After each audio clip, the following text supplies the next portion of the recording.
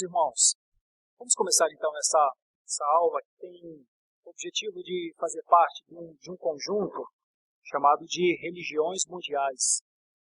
Eu tenho ministrado essa série de aulas no intuito de contribuir para o reino de Cristo na Terra, o avanço do reino de Cristo na Terra, apenas no âmbito da serviçalidade mesmo.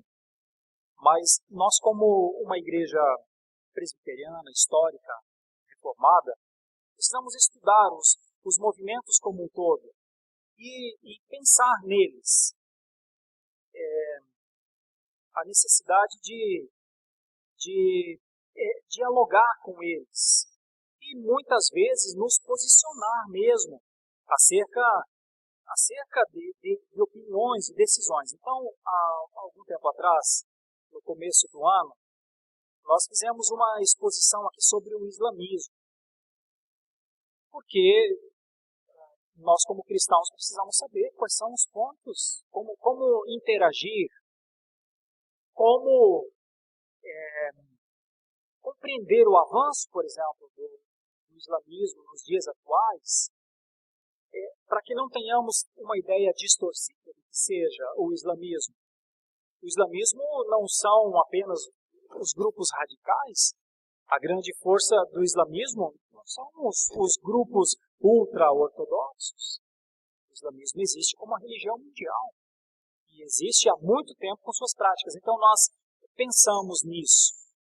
Quando nós ministramos uma aula sobre o espiritismo, é porque os dias atuais são dias de experiências, de muitíssimas experiências com o transcendente.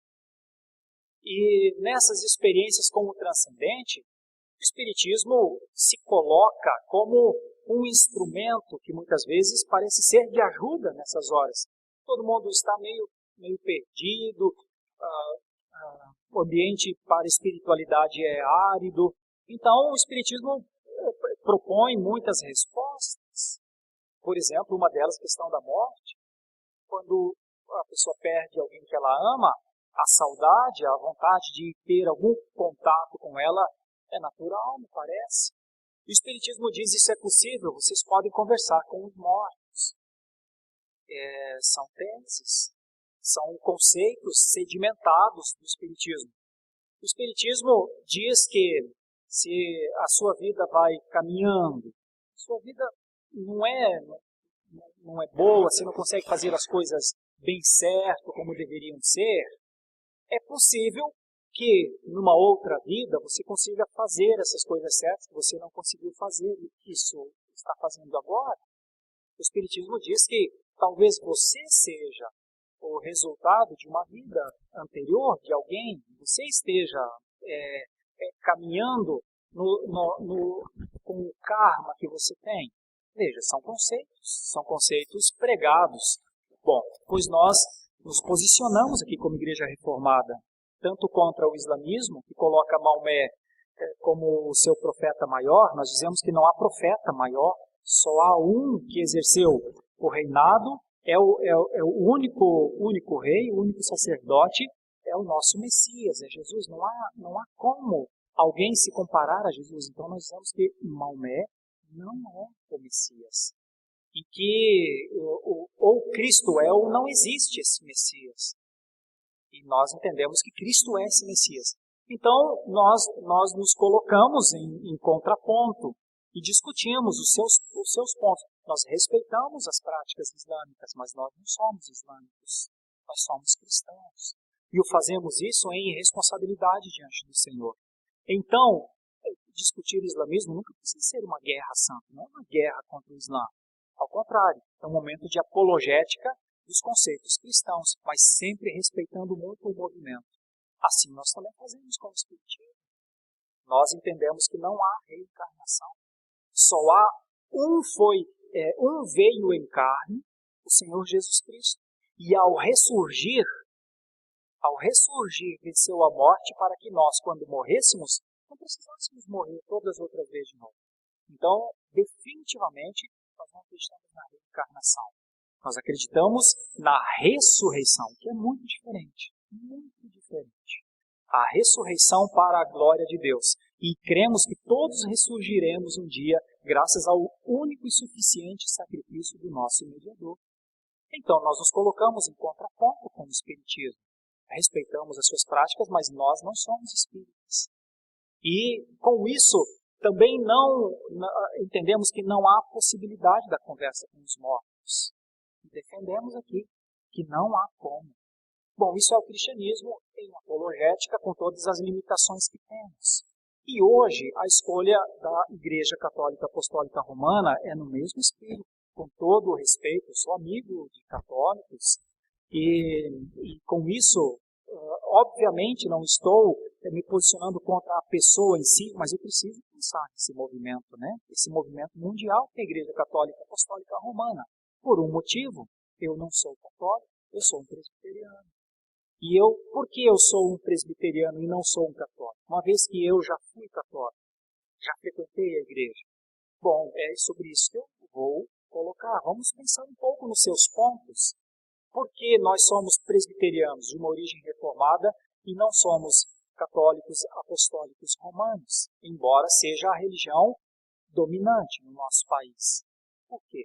Agora, não sou católico, sou protestante. Mas e por que é que eu sou protestante? Por que é que eu não sou católico? É só porque eu, entre aspas, não curto a missa? Acho que a forma deles falar é diferente? Por isso que eu sou presbiteriano? Eu não sou católico porque acho que a pregação não fala o meu coração e é muito ritual. Então eu não gosto desses rituais. Então eu não vou mais na igreja católica e eu vou para a igreja presbiteriana. Por isso que nós somos presbiterianos. Esses são argumentos muito simples. Esses não são argumentos suficientes para a base de sustentação de um reformado.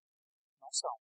Eu não gosto porque lá o padre não vem na minha casa e o pastor vem na minha casa. Lá eles não me conhecem pelo nome, aqui eles me conhecem pelo nome. Então aqui eu tenho mais comunhão com as pessoas do que lá.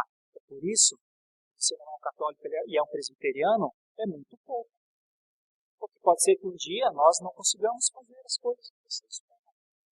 E pode ser que um dia o jeito das pessoas viverem até se assemelhe ao jeito das pessoas que vivem lá na outra denominação. Então qual é o motivo? Por que nós estamos aqui? O que nos difere? Como analisar isso? Tenha respeito. Como analisar isso? É isso que eu pretendo expor nessa manhã, nessa aula, pelos próximos 40 minutos, talvez. Ao final, tenho o prazer de apresentar os nossos irmãos da Igreja Presbiteriana de Itatinga, que estão aqui conosco, nosso querido presbítero Furlan e todo o grupo que está com ele. Furlan orará ao final dessa aula de Escola Bíblica Dominical, encerrando a nossa Escola Bíblica Dominical. Mas vamos pensar, e eu quero lhe convidar, de verdade, em nome de Jesus, quem conhece sabe que eu procuro ser muito sincero, muito transparente mesmo.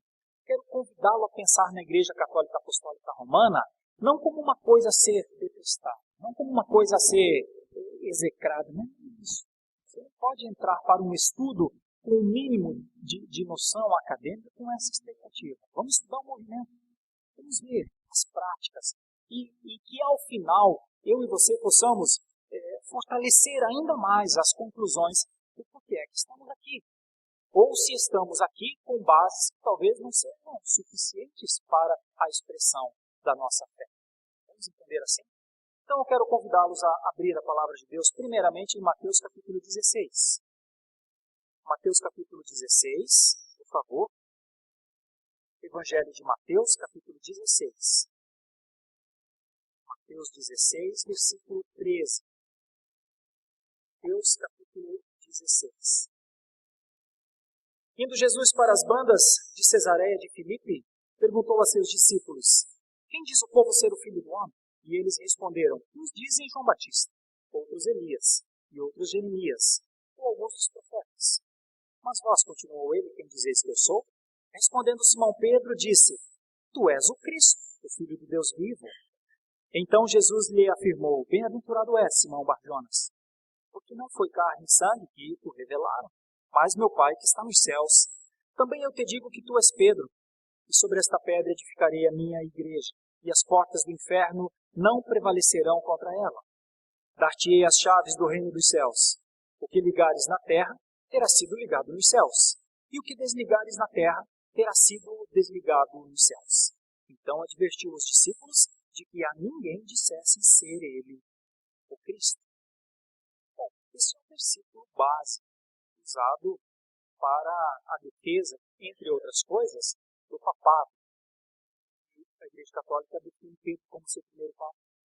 Então, esse é o versículo usado. Nós vamos procurar entender isso para frente e algumas nuances a respeito dessa expressão. O que Jesus está falando? Quem é a pedra? Que chaves são essas? Como seria, entre aspas, o ministério dali para frente, o serviço cristão dali para? Agora tem um outro texto, também, por favor, Colossenses, por favor, Colossenses 2, versículo 20. Colossenses, capítulo 2, versículo 20. Colossenses, capítulo 2, versículo 20 a 23. Se morrestes com Cristo para os rudimentos do mundo, porque, como se vivesseis no mundo, vos sujeitais a ordenanças. Não manuseis isto, não proves aquilo, não toques aquilo outro, segundo os preceitos e doutrinas dos homens. Pois que todas estas coisas, com o uso, se destroem. Tais coisas, com efeito, têm aparência de sabedoria, como culto de si mesmo, e de falsa humildade, e de rigor ascético. Todavia, não tem valor algum contra a sensualidade. Este versículo é uma chamada às coisas bíblicas, é uma chamada a pensar biblicamente. Esse versículo diz assim, olha, podem criar muitas coisas, podem tentar implantar muitos sistemas, mas vocês olhem para a Bíblia e vejam o que a Bíblia diz sobre isso. Então esse é um ponto que eu inicio no estudo acerca da Igreja Católica Apostólica Romana, e tem um motivo. E o motivo é que em determinado momento a Igreja Católica Apostólica Romana colocou a Bíblia e a tradição no mesmo ponto, no mesmo peso, com o mesmo valor. E eu quero iniciar essa aula dizendo que, à luz das Escrituras, a Bíblia sempre tem mais valor do que qualquer tradição. Sabe por que eu posso falar isso? Porque nós somos tradicionais. Nós temos uma tradição histórica de 500 anos de luta, de extremismo, de vitórias em meio a perseguições duríssimas. Nós temos uma tradição que nós poderíamos até nos orgulhar dela, mas não temos. Poderíamos dizer, nossos pais, John Hus, Girolamo Savonarola, nossos pais, Wycliffe, nossos pais, Lutero, Calvino, John Knox, aqueles homens, o sangue daqueles homens, hoje clamamos, poderíamos dizer, vivamos unicamente pelas coisas que aqueles homens falaram. Jamais devemos fazer, porque eles só foram homens. A tradição jamais alcançará o status. E essa é a nossa defesa. E esse é um dos motivos, talvez, do porquê os presbiterianos não são católicos. Não, eles poderiam estar dentro da Igreja Católica. Porque os presbiterianos descobriram que a Bíblia é superior à tradição. Então nós estamos usando esses dois versículos apenas para dar a ideia da balança. Não são do mesmo peso. A Escritura tem um peso. A Escritura tem uma força. E as tradições não têm. Eu quero começar dizendo o seguinte, irmãos. A Igreja Católica Apostólica Romana tem uma história muito longa. E ao mesmo tempo uma história triste. Com o início na Igreja primitiva, caminhou para um autoritarismo, sobre o autoritarismo que construiu o império, inclusive, vocês vão perceber ao longo da nossa aula. A sua sede, a sede da Igreja, é o Estado do Vaticano. E é um lugar que, talvez até alguns de vocês conheçam, cheio de riqueza, cheio de esplendor, especialmente construído para a Igreja dentro da cidade de Roma. O seu líder maior é o Papa, atualmente Francisco. Este é considerado o sucessor de Pedro. Por isso nós vemos este versículo no início. Autoridade infalível diante dos homens. Autoridade não é falha. Nesta lição, nós estudaremos um resumo histórico e algumas doutrinas da Igreja Católica Apostólica Romana à luz das Escrituras, para pensarmos. Sabe por quê? Com toda humildade eu digo isso, essa aula vai ser disponibilizada nos nossos canais de comunicação. Eu sei que muitíssimos católicos assistem os nossos vídeos e acompanham, e muitos reagem, e muitos positivamente mesmo. Eu tivesse tempo, falaria de vários irmãos espalhados pelo mundo, que às vezes me escrevem e dizem: eu sou católico, moro em tal país. Um último escreveu de Portugal, na minha caixa de e-mail, e dizendo: mas eu tenho assistido às pregações reformadas e tenho entendido. Então eu estou numa proposta de auxílio mesmo, de esclarecimento, aquilo que me cabe. Pode ser que eu não agrade isso. Pode ser que eu seja repudiado por isso. Mas no caso, eu quero fazer debaixo do temor do Espírito Santo de Deus. Então tenho que falar. Quero pontuar algumas coisas da Igreja Católica Apostólica Romana em termos de mundo e analisar isso à luz das Escrituras. Com toda certeza, digo isso diante de Deus para auxílio dos católicos que assistirão a essas exposições. Um pouco da história. A Bíblia nos conta a forma maravilhosa como o Evangelho conquistou os primeiros cristãos. Como as pessoas aceitavam a mensagem, eram batizadas, passavam a viver em comunhão, como nós vimos na pregação dessa manhã. Depois das viagens do apóstolo Paulo e outros missionários da igreja, muitas congregações foram estabelecidas. Paulo foi preso e de sua prisão em Roma, ele escreveu boa parte das suas cartas. Por elas, nós podemos ver que o entusiasmo inicial já havia diminuído. Algumas igrejas começavam a se desviar da doutrina. Você ler a carta de Paulo aos Efésios, você vai ver como ele insiste. Gente, não se desviem das doutrinas. Para resumir, a maior parte das cartas de Paulo são preocupações com o desvio da igreja. Quanto tempo tinha? 30 e poucos anos.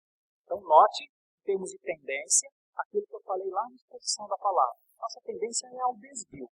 É natural essa tendência ao desvio. Então, Paulo escreve as suas cartas para trazer a igreja ao foco. Mas veja, 30 anos depois. Agora imagine você 2000. Imagine você 1500 anos depois, então, da vinda de Jesus, o nível possível de desvio de uma instituição. Esse ponto é fundamental. O entusiasmo já havia diminuído lá com Paulo. A tradição diz que Paulo morreu decapitado, e Pedro também morreu. Aliás, todos os apóstolos morreram por esta causa. Somente João é que foi preso na ilha de Patmos, e ali ele recebeu a visão do Apocalipse.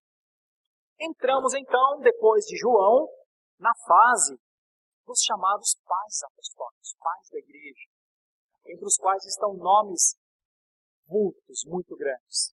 Policarpo de Esmirna, Ireneu de Leão, Papias, Justino, o mártir. Irmãos, a história é riquíssima de pessoas que entregaram a sua vida pela causa de Cristo. Muitas delas viveram pelos escritos de Paulo, que 30 anos depois de Jesus tinha orientado como a igreja deveria ser. Por quê? Porque os pais apostólicos deram continuidade ao trabalho dos apóstolos. Mas olha um detalhe, não havia um papa, não havia um soberano.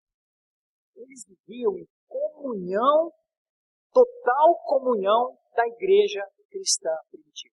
Então, se existe uma igreja católica, no primeiro momento, ela não tem papa. Vieram as perseguições sobre a igreja. O imperador Nero, em um ato de loucura, coloca fogo na cidade de Roma contra os cristãos. Condena os cristãos, não só culpa, condena os cristãos. Eles são minoria, estão fugindo, são procurados e alcançados como animais. São presos e mortos. São torturados em forma de espetáculo. É a igreja católica, iniciando apegada às doutrinas de Jesus. Depois dele, o imperador Adriano mandou reconstruir Jerusalém, mas com um detalhe: enche Jerusalém de imagens. Contraria os princípios da igreja cristã inicial. Sob o governo de alguns imperadores, a igreja sofreu muita perseguição. Quanto mais perseguição ela sofria, mais mártires se levantavam. Esse é o começo da igreja.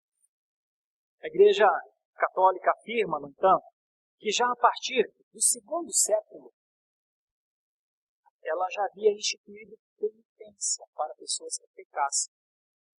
Aqueles que cometessem alguma coisa de errado tinham que fazer alguma coisa pela igreja por causa da sua culpa. Já começou a se desviar. E vai alcançar o desvio talvez maior no ano 1500, que eu ainda vou lhes falar, que é quando se estabeleceu o sistema de indulgências. Não se estabeleceu, se praticou em larga escala na Europa o sistema de indulgências. A confissão de pecados passou a ser ao bispo, chamada de confissão auricular. E tinha que ter essas coisas para participar da comunhão. Nós já, olhando aqui, já percebemos que são acréscimos que não estão nas Escrituras. Não parece ter confissão auricular nas Escrituras. E também não parece ter penitência à igreja nas Escrituras para alguma falta que nós cometamos. Notem, olha os dois textos. Mateus 16, Colossenses 2:20. Colossenses 2:20 diz: está na Escritura? Vale. Não está? No início do ano 313, um outro imperador chamado Constantino anunciou que se converteu ao cristianismo, embora os seus motivos pareçam ser de ordem política. As consequências religiosas da mudança foram muito grandes, porque sob o governo desse imperador Constantino, a igreja cristã se livrou da perseguição. Olha o detalhe, era perseguida. Com Constantino, ela deixa de ser perseguida, ganha liberdade religiosa, ganha templos enormes, ganha áreas de terra, geralmente no centro da cidade, geralmente de frente para as ruas, no final de uma rua, sempre uma igreja católica muito, obviamente, vistosa. Esses são os ganhos. E foi reconhecida posteriormente, pelo decreto de um imperador chamado Teodósio I, como religião oficial do Estado. Nessa época, e é nessa época, que surge o papado, conhecido como infalível. Então note, quase 400 anos depois. Até aí a igreja vive sem. Mas estabelece-se o papado. O Papa é considerado o governador absoluto da igreja, seu representante no céu, seu representante na terra. Quem é o representante da igreja no céu e na terra, meus irmãos? O Senhor Jesus Cristo. Mas dentro da instituição, vocês notam como é difícil compreender e caminhar nessa ideia? Então, por conta disso, o Papa é o substituto de Cristo. Ele é o vigário de Cristo. Ele é a ideia de vicário, a ideia de ele é um substituto. Então há um substituto, um sucessor de Pedro. Na pessoa do Papa, duas coisas. Substituto de Cristo, sucessor de Pedro. Já que foi a ele que Jesus afirmou que daria as chaves. Nós lemos aqui em Mateus 16. E o que ele ligasse na terra seria ligado no céu. E o que desligasse na terra seria desligado no céu. Então estabeleceu-se o papado. Em 304, eles já haviam instituído outra coisa: celibato para padres e bispos, numa província da Espanha, primeiramente. O debate foi crescendo. Em 325, no concílio de Nicéia, foi decretado que os padres definitivamente não poderiam mais se casar depois de ordenados. Irmãos, eu só vou adiantar uma situação. Se o Papa é o superior, se o Papa, só em termos de lógica, se o Papa é o sucessor de Pedro, Pedro era solteiro ou casado? Você percebe biblicamente como cai a tese? Se o Papa é o sucessor de Pedro, Jesus não curou a sogra de Pedro? Não, é tão simples. Gente, humanamente falando, é como água. É simplíssimo. Eu sei que espiritualmente isso é difícil de entender. Mas pela lógica nós percebemos isso. Então, esse já é um ponto que vocês perceberão para frente acerca da impossibilidade da sustentação de uma paz para a igreja de Cristo. Nós veremos isso mais. Outros concílios lutaram pelo celibato também.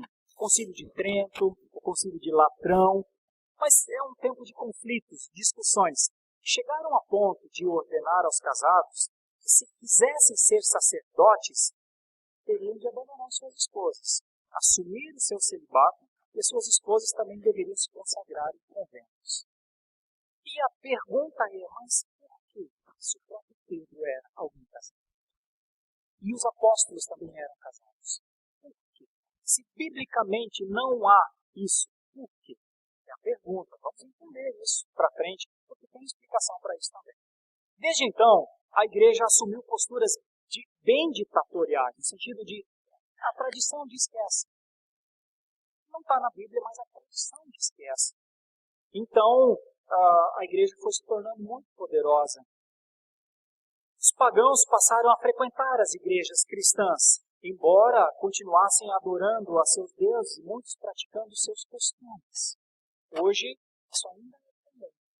Muitos frequentam a igreja católica, mas adoram outras coisas. Inclusive, muitos espíritas dentro da igreja católica, que vão à missa, mas que também vão ao centro espírita. E que participam da missa, mas também acreditam na reencarnação. A gente pergunta como pode isso. Mas é um estado, isso acontece, isso é uma prática. Vamos entender por que é que nós não praticamos isso. Por que é que nós não frequentamos a missa? Por que é que nós não frequentamos um terreiro aonde um santo baixa para que haja mediunidade ou coisa assim? A junção Estado, Constantino e Igreja, dessa grande junção, muitas mudanças foram feitas, desaparecendo o cristianismo autêntico da Igreja primitiva. Então esse é um ponto fundamental. O que é que em determinado momento Calvino e Lutero romperam com a Igreja Católica? Obviamente por causa disso. Eles não encontraram mais o cristianismo autêntico da Igreja primitiva. Lutero e Calvino não protestaram contra as pessoas que iam à igreja. Não protestaram contra os colonos da Alemanha, da Suíça, da França. Eles protestaram contra um sistema. Contra um sistema que levava este povo aos desvios. Por isso, meus irmãos, quando hoje nós, como presbiterianos, abordamos o tema Igreja Católica Apostólica Romana, não é contra as pessoas que nós nos posicionamos.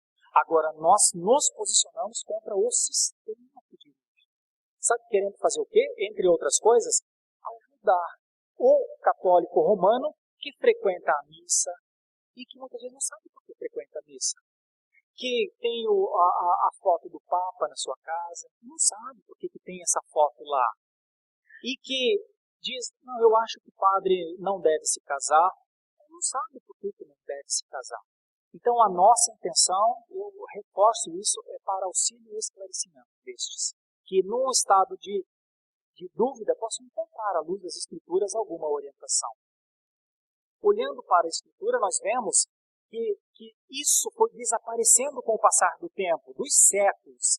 Data do século XIII, a oficialização da chamada Inquisição. 1200 para frente, o chamado Tribunal do Santo Ofício foi estabelecido. Sabe qual era o objetivo? Julgar e exterminar quem não aceitasse a Cristo. Olha que coisa. Então, se você tem a tradição e a Bíblia, mas você quer ficar só com o que a Bíblia diz, você é herege. Irmãos, a história mostra o número de mortes. Olha, não são poucos os registros. Os registros é que esse nível de perseguição a quem queria ficar só com a Bíblia não data somente do século XIII. data do século IV depois de Cristo. Ou seja, antes ainda do ano 400, quem quisesse ficar só com as Escrituras, podia ser considerado herege. Por que é que Martinho Lutero foi considerado herege, meus irmãos? Porque disse isso. Porque contrapôs. Então esse é um ponto, essa é uma das histórias mais tristes, é um momento da história mais triste para a instituição Igreja Apostólica, a Igreja Católica Apostólica Romana. Porque como é que ela justifica a Inquisição? Se ela é uma igreja cristã, se ela é uma igreja bíblica, ela vai matar as pessoas porque as pessoas leem a Bíblia? Não. As pessoas queriam ler a Bíblia. As pessoas olhavam nas Escrituras e diziam, não, só há um Salvador. Não pode ter outros mediadores. Elas eram consideradas hereges por isso. Mas não eram só consideradas hereges, irmãos. Mortas. Famílias inteiras mortas. Como isso? Nós olhamos e temos que dizer, é porque ela se distanciou do cristianismo primitivo. E é isso que nós estamos pontuando, então, nessa manhã. Aí, algumas cruzadas enormes foram criadas a fim de prender, julgar, condenar e executar os hereges. Olha só, 1170, eu disse no começo, é uma história que se os membros do catolicismo romano, quando eles conhecem a história, é muito difícil para eles. Eu entendo, é muito difícil ser um católico e sustentar, eu sou um católico e vou até o fim, com essa história. É muito difícil. Vou lhes falar um pouquinho só sobre os valdenses. Em 1170, a igreja ordenou o extermínio dos valdenses. Talvez você não saiba quem são os valdenses. Os valdenses é um povo liderado por um homem chamado Pedro Valdo. E eles viveram na Itália, casualmente o país da Itália, que é a sede da Igreja Católica Apostólica Romana. E os valdenses, em determinado momento, liderados por esse homem chamado Pedro Valdo, eles não concordavam com duas coisas. Isso você pode pesquisar, é a história. Não é o que o pastor Sérgio está falando, não. É a história. A história vai dizer que os valdenses se posicionaram contra os desvios. Disseram, não é assim, não pode ser assim. E se posicionaram contra a ostentação e a riqueza do seu tempo. Estou falando do ano 1170. Por causa disso, baixou-se a ordem. Extermínio. E eles fogem para o norte da Itália, para as montanhas, e se isolam nas montanhas. E os valdenses isolados nas montanhas se reforçam nas escrituras, só que com um detalhe. Eles quase não tinham Bíblia. Eles não podiam andar pela Europa com a Bíblia. Então, sabe o que os valdenses fizeram? Eles decoravam partes inteiras das escrituras. Partes inteiras. Eles decoravam, assim, 15 salmos. Eles decoravam o Evangelho de João. Eles decoravam partes enormes. E às vezes saíam em dois, porque os valdenses vendiam tecidos pela Europa para sobreviver. Eles não podiam levar Bíblia porque estar com a Bíblia era sinônimo de ser um herege. Por conta disso, eles decoravam, memorizavam parte das escrituras e saíam de dois em dois. Eles vendiam os seus materiais e evangelizavam a Europa. E falavam do que eles se lembravam. Coisa. Esses são os valdenses. Os valdenses existem até hoje lá. E são um grupo pré-reformista, nós chamamos. E é tão interessante a história dos valdenses que eles nunca acabou o movimento. Eles estão lá, não são muitos, mas permanecem na fé deles. E aqui, na América do Sul, tem um pequeno grupo localizado entre algumas montanhas, entre o Uruguai e a Argentina, que eu pretendo conhecer, inclusive, talvez para um futuro trabalho acadêmico na Universidade Mackenzie. Interessante, porque eles são um grupo pré-reformista, isolados, taxados como hereges, perseguidos até o fim, mas não foram. Aí eu volto pela temática do sermão. Não sustentou os valdenses, senão o poder de Atos 1:8 e o testemunho de Atos 1:8. Os valdenses, eles são uma mancha na história romana, porque a história diz que isso foi feito. E não havia algum motivo para perseguir os valdenses, a não ser que eles quisessem ser Esse grupo lia a Bíblia, procurava viver o Evangelho. Nós não temos ideia de quantos morreram nessa perseguição. A forma de castigo aplicada pela Inquisição aos hereges era sempre horrenda, meus irmãos. Pessoas queimadas nas praças, enforcadas, corpos arrastados pelas cidades. Tenta imaginar como é que não faz isso. A igreja que você sai de manhã para ir, entrar nessa igreja, ler as Escrituras, falar de Jesus, é a igreja que fez isso que a história mostra. Qualquer católico da época podia denunciar um herege, aquele que ia contra a igreja, ou seja, a tradição. Mas os acusados nunca tinham nenhum direito de defesa. Porque o Tribunal de Santo Ofício dizia que se um católico denunciasse, era só trazer para a sentença, porque a sentença sempre era a morte, normalmente nessas descrições que eu coloquei. Mas isso é uma mancha histórica, isso é uma dificuldade enorme para um termo chamado igreja. Bom, aqueles que concordassem em ajudar a igreja e cumprir a Santa Inquisição ganhavam passagem direta para o céu, sem passar pelo purgatório. Isso faz parte dos amores de Deus. Então as pessoas, e muitas, se envolviam nisso. Agora, olha o número.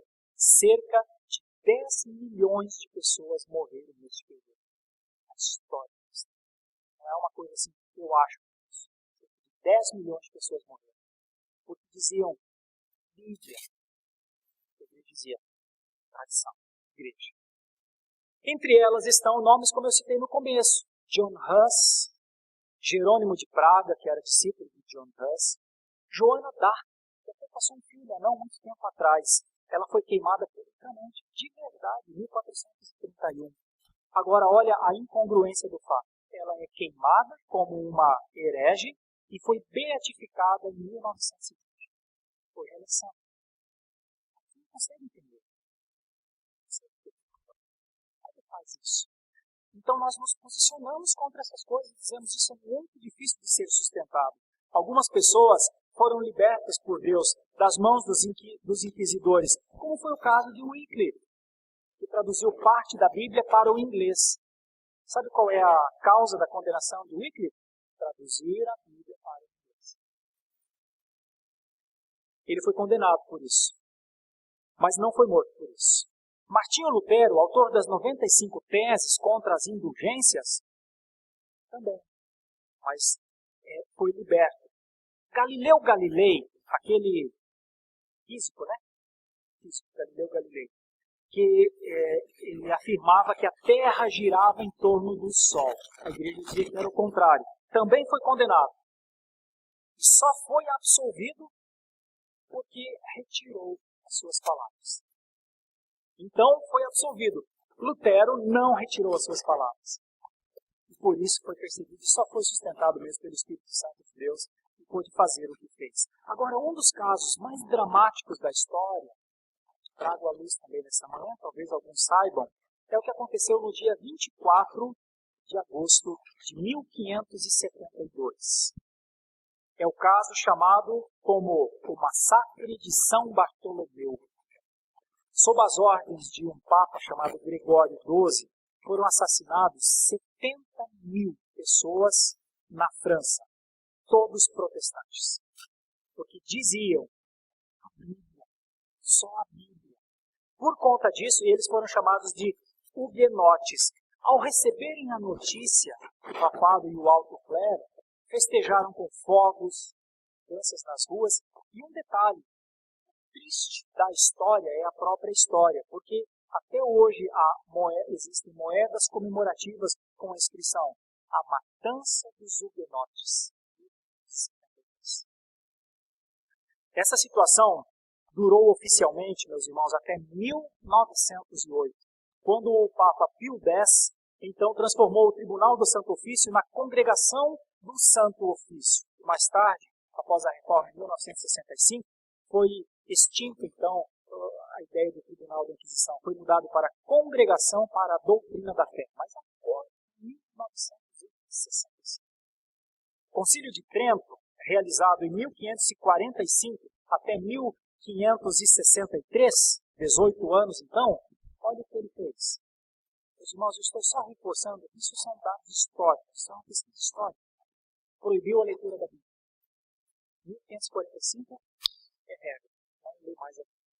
Por 18 anos se discutiu o assunto e chegou-se à conclusão, não se lê mais a Bíblia. Por quê? Porque o conhecimento da Bíblia levaria os fiéis a se contrapor à igreja. Porque lendo a Bíblia, qualquer pessoa lendo a Bíblia diz, mas está aqui nas Escrituras. Então, fecha a Bíblia. São as ordens agora. Agora é a tradição. Por conta disso, esse concílio também estabeleceu, este concílio de Trento, ele também estabeleceu o acréscimo de livros às Escrituras. A Bíblia, antes de 1545, é como nós estamos vendo aqui, 66 livros. Mas a partir de Trento foram acrescentados 7 livros, que nós chamamos de apócrifos, porque eles não estão no cânon. Alguns acham que os protestantes tiraram livros da Bíblia. Olha como é a história. É o contrário. Não tiramos nada disso. Estamos no cânon. Desde o Concílio de Nicéia, lá atrás. Mas em 1545, o Concílio de Trento acrescentou mais 7 à Igreja Católica e nós não adotamos, não tem como adotar. Porque eles não vão ao encontro das Escrituras no sentido de explicação, de sustentação. E eles contêm coisas que são, aos nossos olhos, extremamente dissonantes com a harmonia das Escrituras. Então, não são os protestantes que tiraram os livros das Escrituras. A Igreja Católica acrescentou em 1545 até 1563 e nós não adotamos, porque em 1545 nós já não éramos mais Igreja Católica. Nós somos Igreja Protestante, com um marco fundamental em 1517, as 95 teses de Martinho Lutero na Catedral de Wittenberg. E mais, este concílio, além de inserir novos livros na Bíblia, colocá-los no mesmo nível de igualdade com os outros livros da Bíblia, também afirmou que a tradição católica tem a mesma autoridade que a Bíblia. Em 1563, nós já não éramos mais Igreja Católica. Então, para nós, nunca a tradição teve o mesmo peso que as Escrituras. E não tem até hoje. E nunca terá, haja Deus. No dia que a tradição tiver o mesmo peso que as Escrituras na Igreja Presbiteriana, eu vou embora dela. E aconselho você a ir embora. Ou é pelas Escrituras, ou é só por Cristo, ou é só pela fé, ou é só para a glória de Deus, ou não há razão. Então é melhor frequentar uma instituição que tem normas, segue aquelas normas. Então, não. Nós somos uma igreja protestante baseada nas Escrituras. E por isso vivemos e esperamos ansiosamente a volta de Cristo pelas Escrituras. No decorrer dos séculos, a Igreja Católica enfrentou a resistência e a oposição de grandes homens que não aceitavam o governo papal, a penitência, a venda de indulgências, a falta de exposição da Bíblia, a tentativa de controlar a ciência, no sentido, lá em relação a Galileu Galilei, a ponto de condenar Galileu Galilei por causa daquilo. Controle das artes, dos bens, etc. Esta resistência permanece até os dias de hoje, através daqueles que pertencem à Igreja de Cristo. Então, se você é um reformado, você é um resistente. Então, se você é um presbiteriano, não tem como se conciliar, sou presbiteriano e sou católico. Assim como eu acho que não tem condição de conciliar, sou espírita e sou católico. São correntes diferentes. Assim como não tem como você conciliar, sou islâmico e sou cristão. Não tem. Ou você é um ou você é outro. Neste caso, nós somos o outro. E por sermos o outro, estamos o tempo inteiro em contraponto. E agora eu vou falar exatamente das doutrinas, então, nesses últimos 15 minutos. Além da sua história, irmãos, sangrenta, como eu citei para vocês aqui, eu citei 3 fatos, poderia citar 15. Pela exiguidade do tempo. Esses 3 fatos nos mostram que a igreja sempre se defendeu, defendendo a sua tradição. E até mesmo quem buscava a Bíblia era condenado e julgado por causa disso. É que a igreja também carrega um histórico de doutrinas e de credos muito antibíblicos. assim, de desvio mesmo. Eu vou procurar pontuar aqui, com muito respeito novamente, mas olhando para estes princípios e avaliando à luz das Escrituras. Veremos a seguir princípios adotados, e a minha preocupação é que quando eles são seguidos cegamente. Porque eu tenho que crer que se qualquer católico, apostólico, romano, estou falando isso em respeito a eles, qualquer um quiser buscar a verdade, ele vai se deparar com essas coisas que eu vou falar agora. Ele teria de fazer uma opção. O problema é quando são seguidos, quando as doutrinas são seguidas cegamente, sem nenhuma análise. Eu gostaria muito de ajudá-los a, se quiserem seguir, ao menos que possam seguir entendendo a análise bíblica do fato. E o primeiro ponto que eu vou colocar aqui é a questão do regente, do Papa. Por que um Papa em uma igreja? Autoridade, eu vou citar 5 pontos. O primeiro é o Papa. A autoridade máxima e infalível da Igreja Católica é considerado, como eu já disse, substituto de Cristo na terra e sucessor de Pedro, tomando por base Mateus 16:16, que Jesus fala sobre esta pedra estabelecerei a minha igreja. Ora, pode até não ser unânime a questão de sobre esta pedra estabelecerei a minha igreja. Se Jesus falava de Jesus, se Jesus falava do colégio apostólico, mas fatalmente não era de Pedro, irmãos. Vou explicar para vocês. Nós podemos ter dúvidas sobre quem é a pedra, mas sobre quem não é a pedra, nós temos certeza. Os textos nos mostram. Vou explicar, para dizer que não pode ser Pedro. Sobre qual pedra Jesus estabeleceu a sua igreja? O que esse texto quer dizer? Jesus diz para Pedro que quem lhe revelou aquele conhecimento foi o Espírito. E continua, tu és Pedro, vírgula, sobre esta pedra.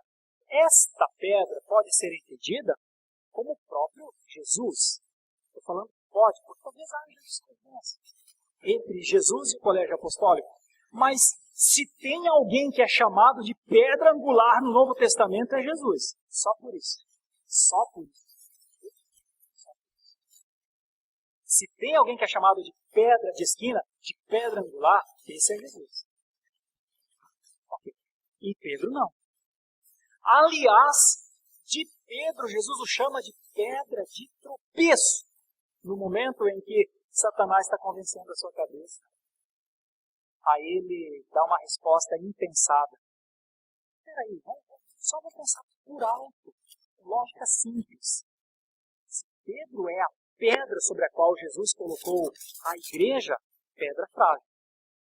Porque pedra que num momento é pró-Cristo, no outro momento é anticristo. Então, esta pedra, a certeza que Pedro não é. Se for o próprio Jesus, então a igreja está sustentada sobre Jesus. Se é o colégio apostólico, então é sobre o colégio apostólico que ela está. Nós ainda veremos isso à frente. Alguns alegam que essa interpretação está errada. Mas basta examinar o resto da Bíblia. Quando Jesus anuncia a sua morte para breve, Pedro discorda. Qual é a resposta de Jesus? Arreda-te, Satanás. Tu és para mim pedra de tropeço. Não é a pedra? Não é a pedra sobre a qual a igreja seria sustentada? Tu és pedra de tropeço. Sabe por quê, irmãos? Porque Pedro não era infalível. Então, a doutrina da infalibilidade papal, como sucessora de Pedro, é derrubada pelo próprio Pedro. Vai sustentar a infalibilidade papal a partir de Pedro como a sua base. O próprio Pedro é falível. O próprio Pedro erra. Como poderia estar sendo usado por Satanás ser pedra de tropeço? Além disso, o próprio Pedro esclarece várias vezes que Jesus é a pedra angular. Não vou ler os textos, mas ele fala quando ele escreve numa das suas cartas, 1 de Pedro 2, e também quando ele está testemunhando em Atos capítulo 4. Não só Pedro diz que Jesus é a pedra. Paulo, em 2 cartas, diz que o fundamento, a coluna, são os apóstolos e os profetas. Mas Jesus é a pedra angular. Não precisa abrir, mas em 3 locais diferentes Paulo diz isso. A igreja dos Gálatas, a igreja de Éfeso e a igreja de Corinto. Será que se empenharam tanto em falar que Jesus era a pedra angular? é a Escritura. Quanto a Pedro ser o primeiro Papa, tem mais um problema. É que a Bíblia nunca afirmou a supremacia de Pedro sobre a Igreja. Mais um problema. Ela não só afirmou, como ela nega. Porque em Atos 15, a primeira reunião dos apóstolos e presbíteros de Jerusalém, teve uma pessoa que presidiu. Quem foi? Quem foi? Foi Tiago. Olha, se Pedro é o primeiro Papa, não seria ele a presidir? Jesus não havia dito a ele sobre esta pedra? Irmãos, o maior inimigo do conceito papal é o próprio Pedro. A maior tese contrária à existência do papado é o próprio Pedro. Que ele nunca foi. Olhando para esses textos, ainda em outra ocasião, nós vemos que Paulo, em determinado momento, discute com Pedro. Sabe por quê? Isso é bem ruim para a defesa do papado, porque em Gálatas 2 está escrito que Pedro se tornou repreensível, censurável por Paulo. E ainda o outro, que é o mais difícil então de compreender, é que conforme Mateus 8, 16 e 17, Pedro tinha uma família. Sendo assim, os papas deveriam se naturalmente. Ora, obedece uma coisa e não obedece outra. Paulo também fala sobre esse assunto, não vou entrar no assunto, quando ele conversa com Timóteo. Pedro, em momento algum, se definiu como líder dos cristãos. Reconheceu que não tinha autoridade alguma sobre os escolhidos, sendo que Deus é quem decide a quem dará a sua graça. Irmãos, não há razão, biblicamente falando, para a existência do papado. Nós estamos aqui com muita calma e com muito cuidado. Agora deixa eu lhes falar sobre outro ponto, outra doutrina, é sobre a Eucaristia, a ceia. A Igreja Católica declara que a transformação do pão e do vinho em carne e sangue é de verdade. Cada vez que a ceia ou a comunhão é celebrada, os elementos se transformam no corpo de Cristo. Eles usam o texto em que Jesus pega o pão e diz, este é o meu corpo, e depois o cálice e diz, este é o meu sangue, concluem que o pão se transforma em carne e o vinho em sangue. Isso nós chamamos de transubstanciação, mudança da substância. Em João 6, você não precisa abrir, mas é porque eu vou ler o texto. O próprio Jesus dá a explicação. As palavras que eu vos tenho dito, quando ele diz, isto é o meu corpo, isto é o meu sangue. As palavras que eu vos tenho dito são espírito e vida. Não algo literal. Paulo diz à igreja de Corinto para tomarem a ceia em memória de Cristo. Nenhum momento fala de transformação de substância. Nenhum. Além disso, não é usado o pão e o vinho, mas houve a substituição pela hóstia. Por isso, normalmente o sacerdote diz o corpo de Cristo, como se fosse o corpo de Cristo mesmo. Nós defendemos, a teologia reformada defende que na ceia o pão não muda de substância, o vinho não muda de substância. Eles permanecem com as mesmas substâncias. É o homem que é aproximado pela sua fé e participa da mesa. Mas não, senão o poder está no elemento. E a relação que Deus tem conosco, ela não está no elemento, ela está em nós, conosco, falando ao nosso coração, à nossa alma, ao nosso espírito.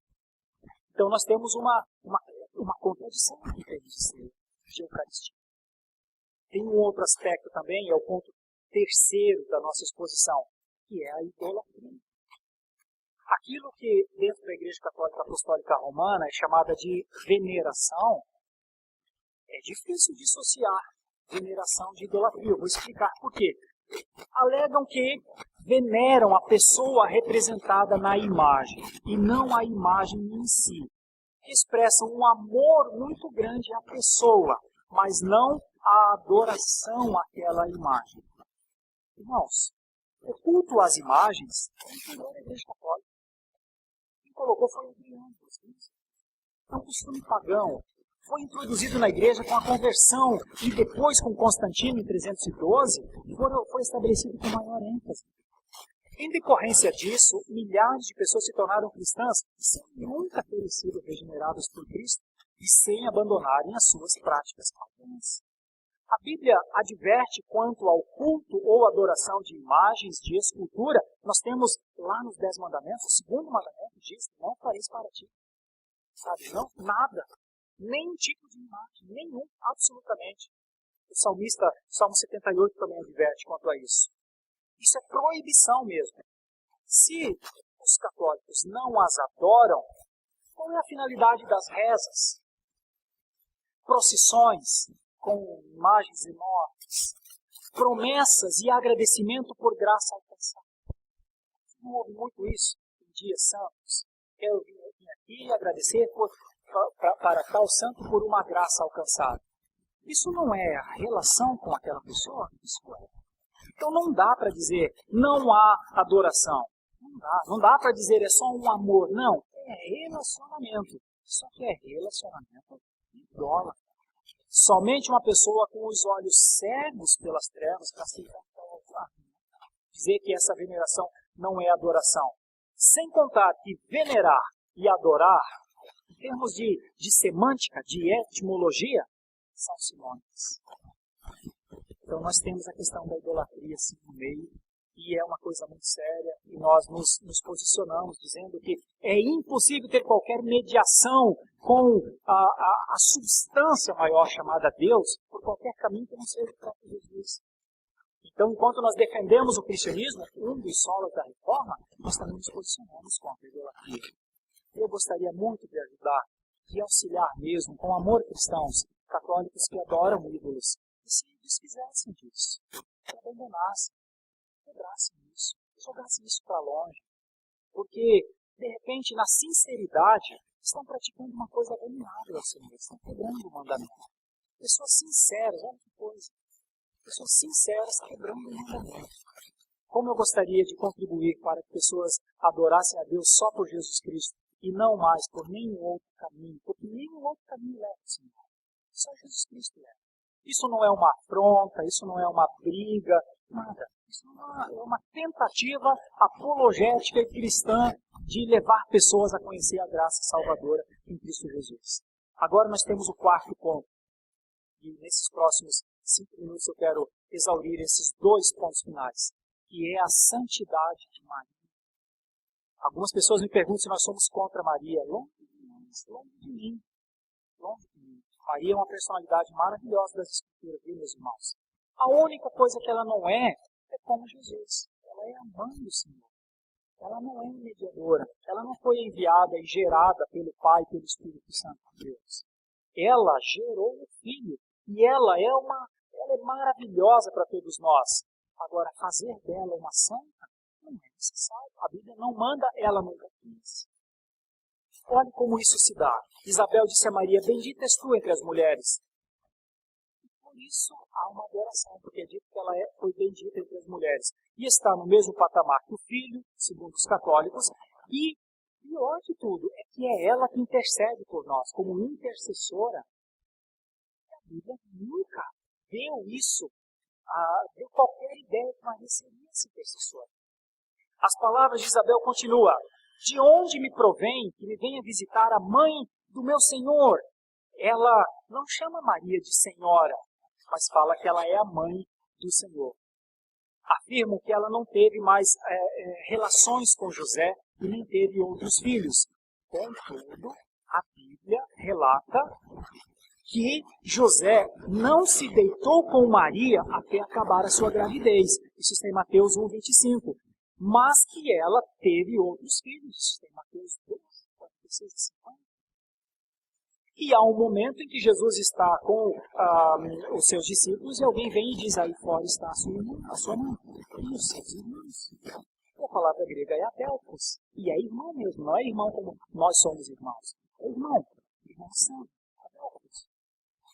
Então a Bíblia diz que Maria teve outros filhos. E também não há nenhuma referência que Maria deva ser adorada. Antes a Bíblia fala que, em Atos 4, não existe nenhum outro nome dado entre os homens pelo qual importa que sejamos salvos. Meus irmãos, Eu ainda poderia tratar da doutrina do purgatório, mas eu não vou tratar. Vou tratar só desses 4 pontos.